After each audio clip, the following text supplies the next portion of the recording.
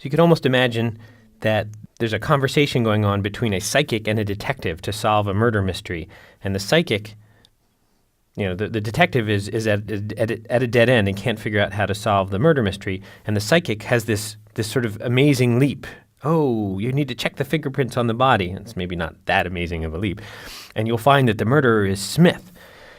Now, we wouldn't arrest someone based on just the word of the psychic. The detective now actually needs to go and check it out and see that it actually is true.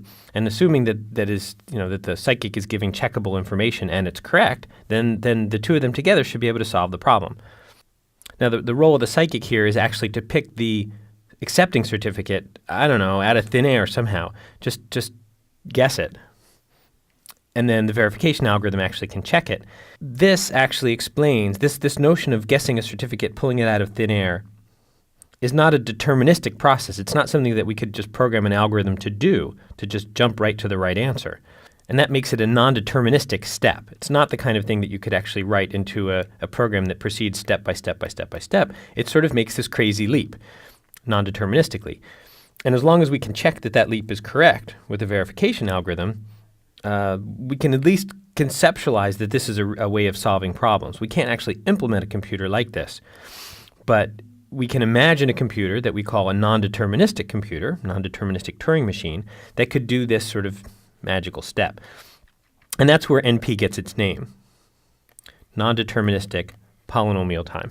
Now, just as a quick aside, there actually are some researchers working on something like this. There's reasons to believe that a quantum computer can do certain kinds of guessing, essentially by, in parallel, kind of imagining all the different situations that all the different, say, certificates that might exist, and then designing the algorithm in such a way that the correct certificate will actually bubble up to the top and efficiently. This doesn't exist yet, so don't get worried that what you're learning in computer science is all completely irrelevant. It's still relevant for as far as we can tell into the future.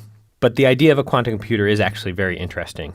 And we have reason to believe that the design and analysis of algorithms for quantum computer are going to lean pretty heavily on the stuff that we do for classical computers as well.